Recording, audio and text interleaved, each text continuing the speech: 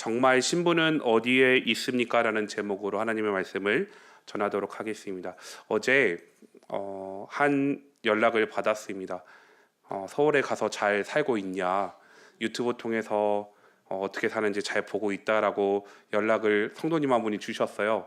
그래서 부랴부랴 유튜브를 찾아서 들어갔는데 좀 많이 당황했습니다. 나름 열심히 운동도 하고 살도 빼고 유튜브에서도 좀 이제는 작게 나오겠지라고 생각을 했는데 여전히 크더라고요. 그래서 유튜브에 플레이를 시켰다가 바로 껐습니다.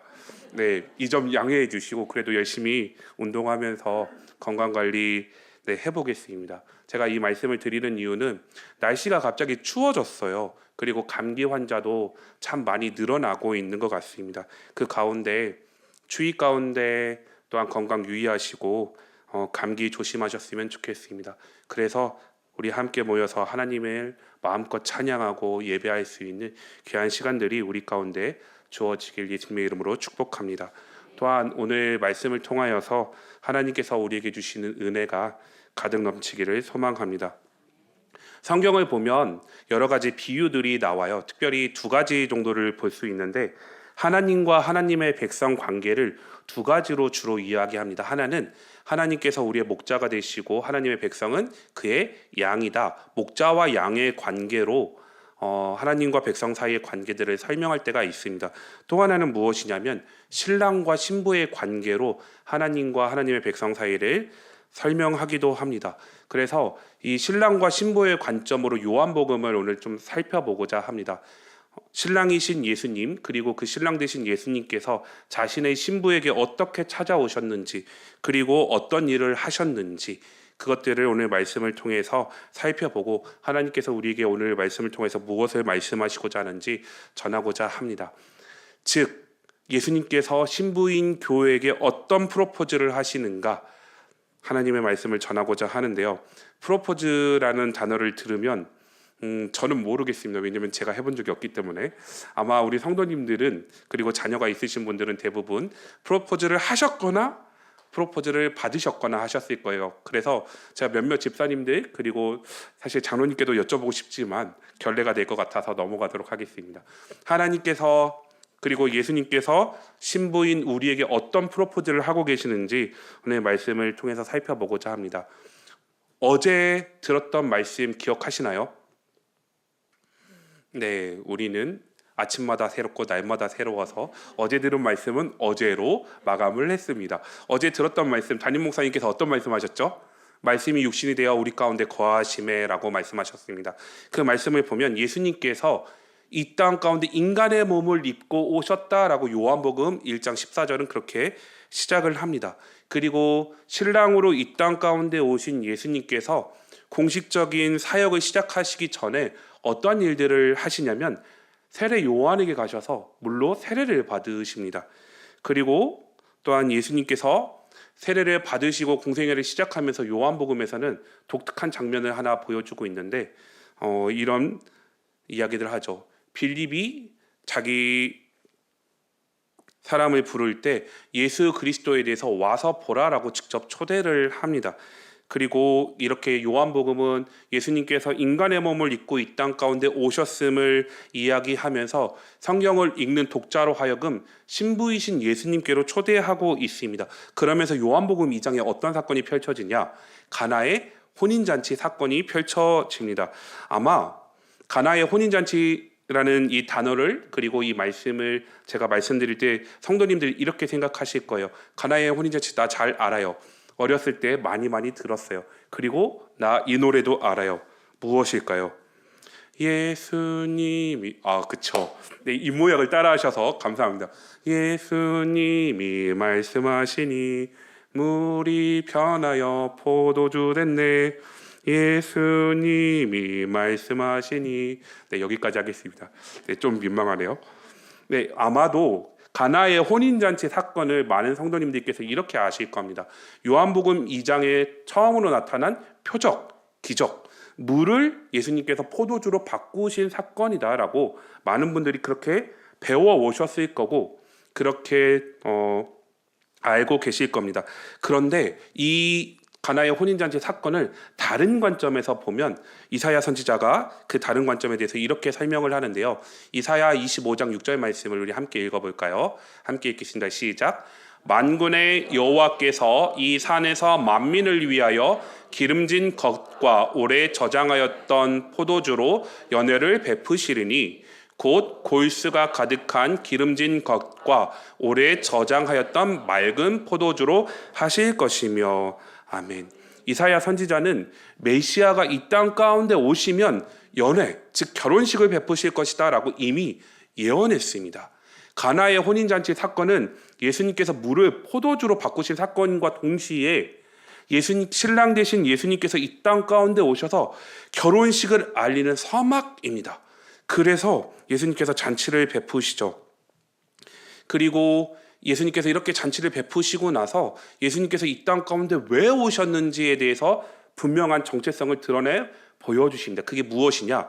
요한복음 3장에 담임 목사님께서 주일 말씀하실 때 하셨던 개그를 따라하고 싶은데 네 글자로 시작하는 사람이 나옵니다. 니시의 성을 가진 니고데모가 찾아옵니다. 예수님께서 누구이신지 그 정체성을 드러내 보이고자 니고데모라는 사람이 등장해서 예수님께서 신랑으로 이 땅 가운데 오신 이유와 목적에 대해서 분명하게 말씀하고 있습니다. 요한복음 3장 5절 말씀인데요. 예수께서 대답하시되 진실로 진실로 내게 이르노니 사람이 물과 성령으로 나지 아니하면 하나님의 나라에 들어갈 수 없느니라 라고 말씀하십니다. 신랑 되신 예수님께서 이 땅 가운데 오셔서 결혼식을 베푸시고 또한 신랑으로 이 땅 가운데 오신 정체성에 대해서 분명하게 니고데모와의 대화 속에서 말씀하십니다. 왜 오셨다고요? 물과 성령으로 사람들을 거듭나게 해서 하나님의 나라에 들어갈 수 있도록 하기 위해서 예수님께서 이 땅 가운데 오셨다라고 성경은 말씀합니다. 그리고 요한복음 4장에 넘어가면 어떤 사건이 펼쳐지냐? 수가성 여인, 사마리아에 살고 있었던 여인에 대한 이야기가 나옵니다. 신랑이신 예수님께서는 이제 가만히 머물러 계신 것이 아니라 직접 신부를 찾아 나서시는 장면이 요한복음 4장의 내용입니다. 그리고 이 사마리아 여인, 많은 말씀들을 들으셨을 거예요. 유대인의 입장에서 사마리아 사람들은 개와 돼지 취급을 하는 사람들입니다. 그리고 거기에 살고 있었던 한 여인, 그 당시의 여인은 인구수에 포함되지 않습니다. 정체성과 가치가 없다, 무의미하다라고 여겼던 그 사마리아에 살고 있었던 여인을 신랑 되신 예수님께서 직접 찾아가십니다. 요한복음 4장 4절 말씀인데요. 예수님께서 이렇게 말씀하시죠. 앞에 사자가 사라졌네요. 마리아를, 사마리아를 통과하여야 하겠는지라. 직접 예수님께서 신랑 되신 예수님께서 의지를 가지고 신부를 찾아 나서시는 장면이 요한복음 4장의 내용입니다. 그러면서 예수님께서 사마리아에 살고 있었던 수가성에 살고 있었던 이 여인과 대화하시면서 생뚱맞게 이런 질문을 하시는데요. 4장 16절부터 18절 말씀을 우리 함께 읽어볼까요? 한 절씩 읽어보겠습니다. 시작. 이르시되 가서 내 남편을 불러오라. 여자가 대답하여 이르되 나는 남편이 없나이다. 예수께서 이르시되 내가 남편이 없다 하는 말이 옳도다. 너에게 남편 5이 있었고 지금 있는 자도 내 남편이 아니니 내 말이 참되도다 라고 예수님과 수가성에 있었던 여인과 대화를 하고 있습니다. 여기서 질문. 이 사마리아에 살고 있었던 여인에게 남편은 지금 몇 번째 남편인가요? 전 5번째인 줄 알았는데 역시 안 넘어가시는군요. 6번째 남편입니다. 그런데 예수님께서 뭐라고 말씀하시죠? 그 남편도 너의 남편이 아니다라고 말씀을 하세요.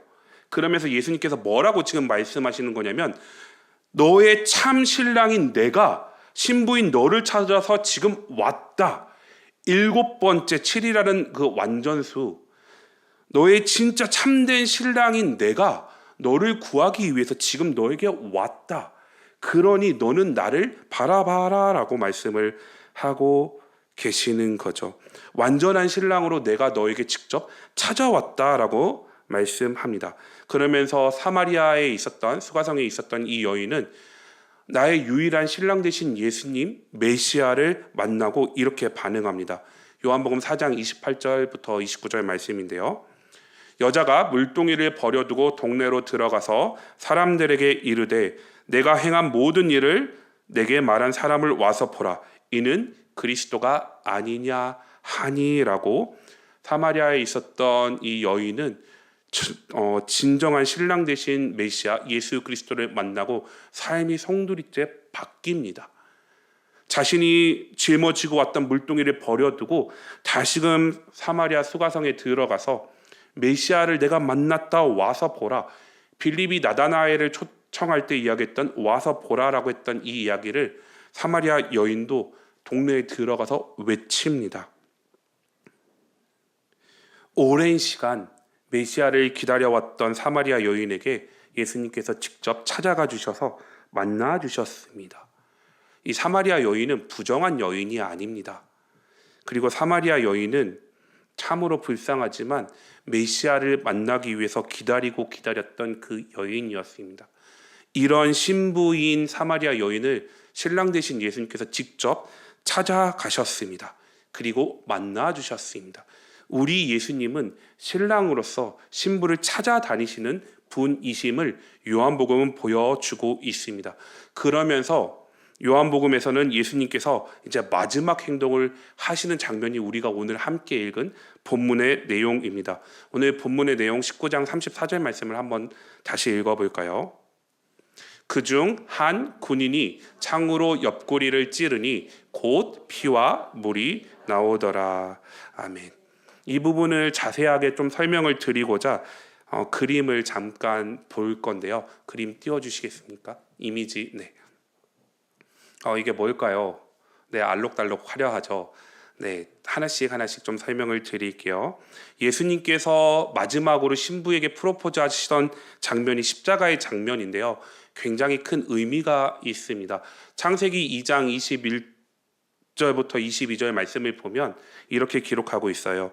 여호와 하나님이 아담을 깊이 잠들게 하심에 잠들매 그가 그 갈빗대 하나를 취하고 살로 대신 채우시고 여호와 하나님이 아담에게서 취하신 그 갈빗대로 여자를 만드시고 그를 아담에게로 이끌어 오시니라고 말씀하고 있습니다. 아담과 하와가 나오고 정말 중요한 갈빗대라는 단어가 나옵니다. 잘 생각해 보세요. 하나님께서 아담을 깊이 잠들게 하시고 그 갈빗대를 취하여 누구를 만드셨죠? 예, 여자를 만드셨어요. 하와를 만드셨어요. 하와는 여자죠. 그리고 로마서의 말씀에 의하면 예수님을 누구라고 이야기를 하냐면 둘째 아담 대신 예수님이라고 표현을 합니다. 그러면 잘 생각해 보세요. 둘째 아담이신 예수님께서 십자가에서 뭐와 뭐를 지금 쏟으셨다라고 오늘 본문은 이야기하고 있죠? 물과 피입니다. 그럼 둘째 아담이신 예수님께서 옆구리에서 물과 피를 쏟으심으로 뭐가 태어날까요? 에베소서 관점에 의하면 뭐일까요? 신랑? 신부? 교회. 1번, 2번, 3번. 하은 집사님 1번, 2번, 3번. 1번? 2번? 땡. 네, 3번 교회입니다. 예수님께서 십자가에서 물과 피를 아낌없이 남김없이 쏟으심으로 교회가 탄생한다라고 이야기를 합니다. 왜냐하면 창세기 2장 21절과 22절 말씀을 지금 우리는 개역개정 성경으로 보고 있잖아요. 이 히브리어 성경을 헬라어로 번역한 성경을 70인역이라고 하는데 그 70인역 성경으로 보면 갈빗대라는 단어가 요한복음 19장 34절에서 옆구리라는 단어와 똑같은 단어를 사용하고 있습니다. 즉 이런 거를 내러티브 유비라고 하거든요. 구약 성경의 한 이미지를 성경이 가져와서 또 다른 이미지를 만들어낼 때 사용하는 방법인데 똑같은 단어를 사용해서 요한복음을 읽는 독자로 하여금 한 가지를 생각하게 만들고 있는 겁니다. 둘째 아담이신 예수님께서 십자가에서 옆구리를 찔리심으로 물과 피를 내쏟으시면서 무엇을 탄생시키시는 것이 본문의 내용이냐면 교회를 탄생시키는 것이 본문의 내용입니다. 그리고 오늘 본문의 그 주된 요지를 따라 말씀드리면 이 장면은 신랑이신 예수님께서 신부에게 신랑 자신의 생명을 내어주며 마지막으로 프로포즈를 하고 있는 장면입니다. 신랑이신 예수님께서 신부인 교회에게 십자가에서 프로포즈를 하시는 사건이 우리가 함께 읽은 본문의 말씀입니다. 그런데 여기서 한 가지 생각해 볼 문제가 있습니다. 그것이 무엇이냐면 이 십자가의 현장에 신부로서 예수 그리스도의 프로포즈를 받아야 할 신부는 어디에 있었죠? 성경 내용을 한번 더듬어 볼까요? 신랑이신 예수께서 신부인 교회에게 프로포즈를 하고 있는 장면 가운데 신부인 제자들 어디에 있었죠? 큰 소리 치던 베드로 어디에 있었습니까? 계집종의 그 소리에 무서워서 주랭랑 도망쳤습니다. 나머지 제자들은요, 다 도망갔습니다. 신부인 제자들을, 다른 제자들 단 한 명도 예수 그리스도의 십자가 앞에, 예수님의 프로포즈 앞에 남지 않았습니다. 신부였던 제자들은 예수님께서 베푸신 기적을 너무너무 좋아했습니다. 그리고 배고플 때 물고기와 보리떡으로 자기 자신의 배를 배부르게 먹여주셨던 것들 너무너무 좋아했습니다.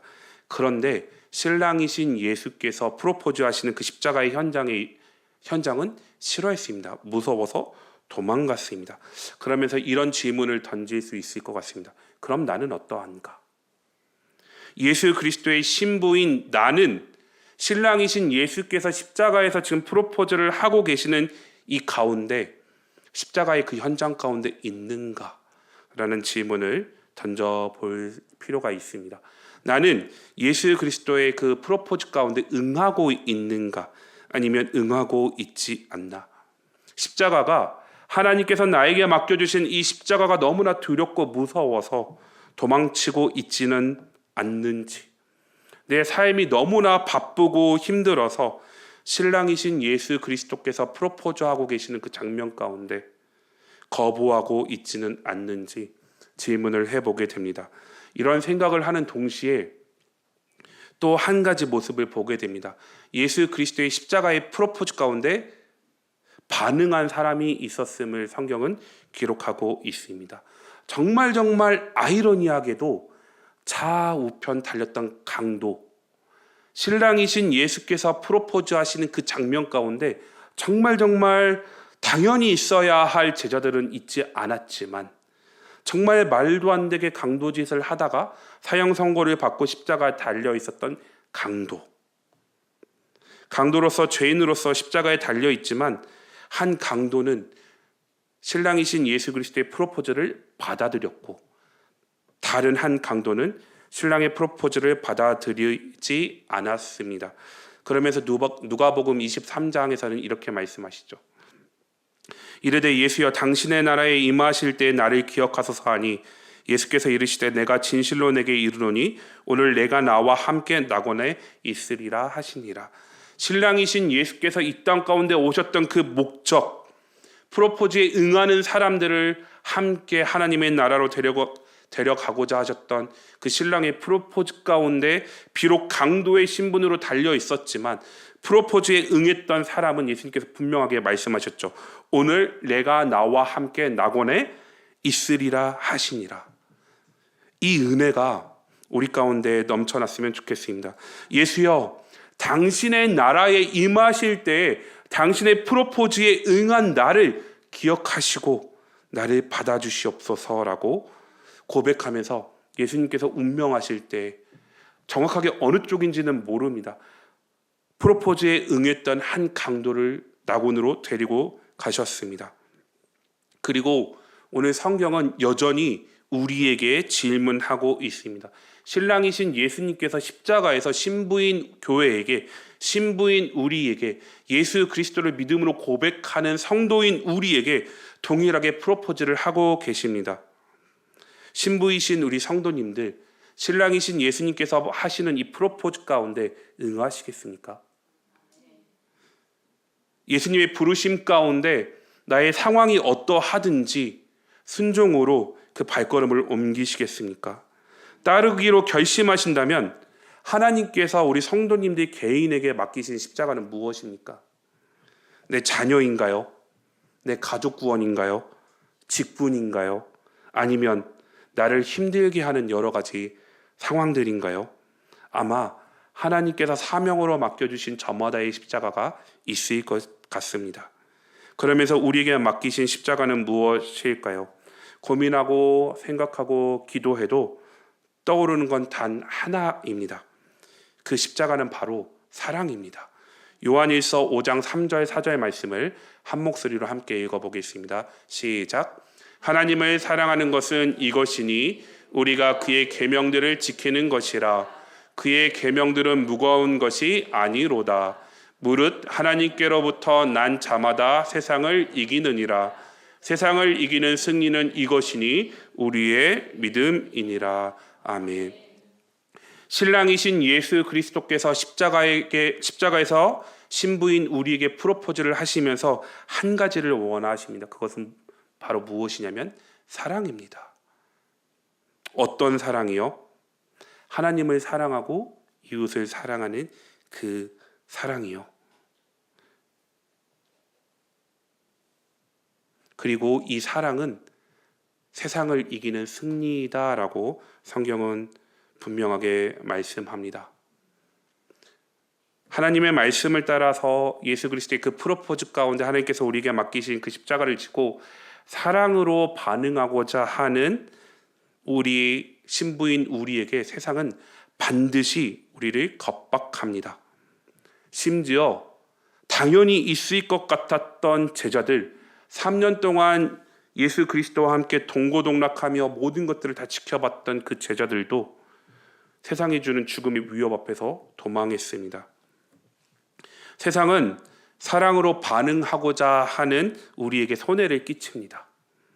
주님을 사랑하기에 하나님의 말씀대로 살아가는 우리의 등을 쳐먹고 이용합니다. 그럼에도 성경은 우리에게 말씀합니다. 너의 십자가를 지고 나를 따르라. 이 세상과 다른 방식으로, 이 세상과는 다른 모습인 사랑으로 세상을 이기라라고 말씀합니다. 저에게 멘토와 같았던 목사님이 계신데요. 그분께서 이런 말씀을 해주셨습니다. 사랑하면 방법을 찾고 싫어하면 이유를 찾는다. 덜 논리적이고 더 사랑해라라고 말씀해 주셨던 부분들이 기억이 납니다.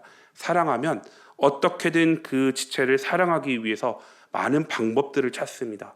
그런데 싫어하면 어떻게든 그것들을 거절하기 위해서 이유를 찾게 된다라고 말씀을 하시는 모습을 보면서 어떻게 보면 이것이 진정 우리에게 필요한 하나님의 사랑이 아닐까라는 생각들을 해보게 됩니다. 이러한 예수 그리스도의 프로포즈 가운데 사랑으로 반응하기 위해서 신부인 우리가 가야 할 곳은 어디일까요? 우리가 찾아가야 할 곳은 어디일까요? 덜 논리적이며 더 사랑해야 할 대상과 지체는 어디에 있나요? 아마 이렇게 말씀을 드리면 머릿속에 떠오르는 대상들이 있을 겁니다. 어떻게 보면 나의 가족이 될 수도 있고요.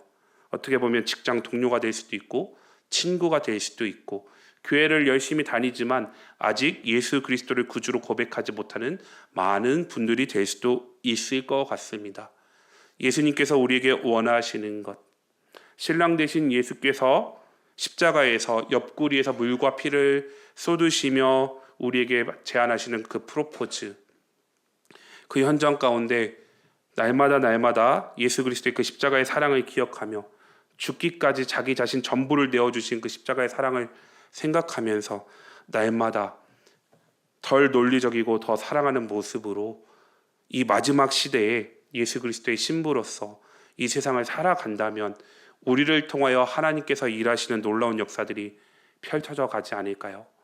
그리고 그렇게 인생의 여정을 경주하고 마무리한 후에 예수님 앞에 설 때 예수님께서 모든 눈물 닦아주시며 사랑하는 나의 아들아, 사랑하는 나의 딸아, 내가 나를 사랑하기에 나의 프로포즈를 거절하지 않고 그 프로포즈에 응해서 사랑으로 이 세상을 살아내느라 정말 수고 많았다라고 두 팔 벌려 안아주시지 않을까요?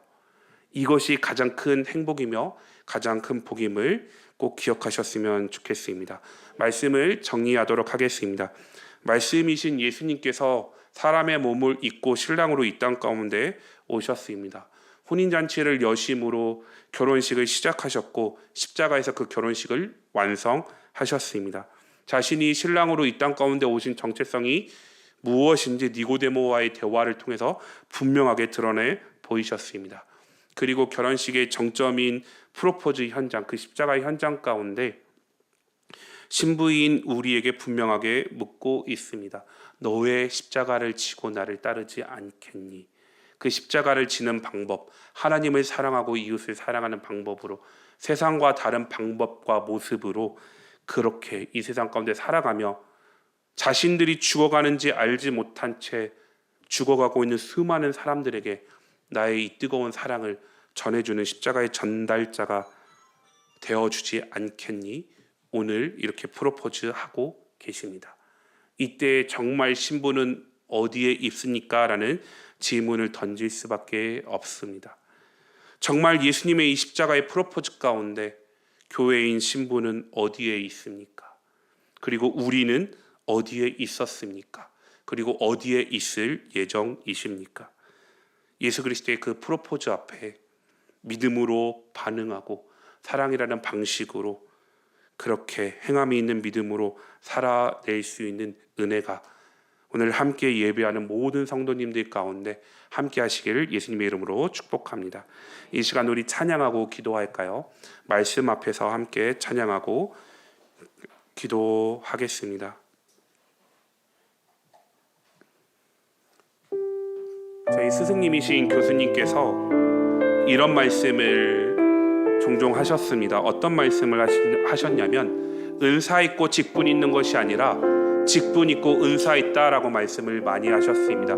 이 말이 무엇이냐면 하나님, 나는 실력이 안 되고 나는 신앙의 수준이 안 되고 나는 능력이 안 돼서 하나님의 말씀대로 살아낼 수 없는 존재입니다 라고 생각하면서 하나님의 그 부르심 가운데 거절하고 두려워 떨고 있는 많은 신학생들에게 얘들아, 은사 있고 직분이 있는 게 아니야. 너가 가지고 있는 달란트가 있다고 그걸 가지고 하나님 나라를 위해서 섬길 수 있는 게 아니야. 하나님께서 너희들을 부르신다면 그 부르심을 가지고 그것들을 감당할 수 있도록 그에 맞는 은사와 탤런트를 주실 거야. 그러니 이것을 가지고 하나님께서 부르시면 아멘으로 화답하고 죽도록 충성해라 라고 말씀하셨던 이야기가 있습니다. 예수님의 이 부르심 가운데 은사 있고 직분 있는 것이 아니라 하나님께서 우리에게 맡겨주신 그 십자가를 감당하게 하시려면 분명히 그에 맞는 많은 은사와 많은 능력들을 주실 것입니다. 이 시간 그것들을 기억하면서 우리 말씀 앞에서 함께 찬양하겠습니다.